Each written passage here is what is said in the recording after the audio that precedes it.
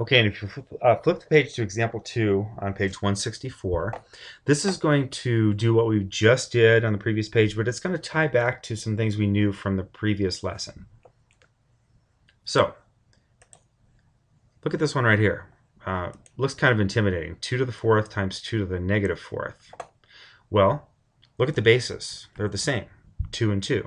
So what we should remember is when we have those bases the same, we can just add the two exponents. So really what this is, let's look at letter A. This is 2 to the 4 plus negative 4. Now what is 4 plus negative 4? Well, it's nothing. So now it's 2 to the 0 power. We know that is 1. So all this stuff right here, 2 to the 4th times 2 to the negative 4th, comes to 1. All right, now letter B. We've got 3 to the negative 2 power to the negative 2 power. Okay? Now remember, when there's an exponent inside and an exponent outside, those should be multiplied. So really what this is 3 to the negative 2 times negative 2. And that comes to 3 to the 4th power. Negative 2 times negative 2 is 4. 3 to the 4th power is, if you put that in your calculator or you can do that in your head, that's 81.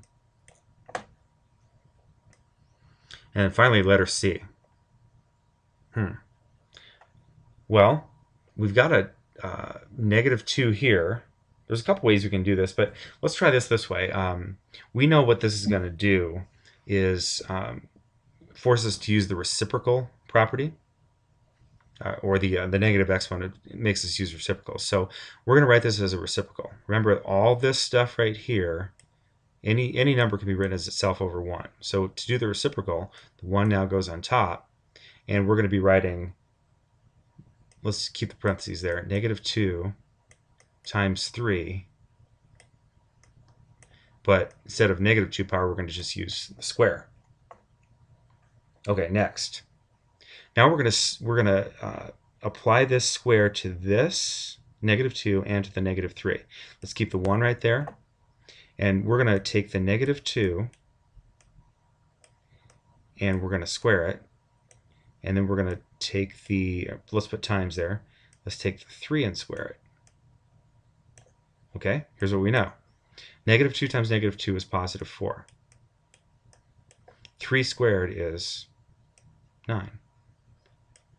So what you're left with is 1 over 4 times 9, which is 36. So the answer is 1/36. Okay, on the bottom of the page, we'll try some of the checkpoints. And here's how we'll do this. I'll pause or you can pause the video and try a couple of these problems.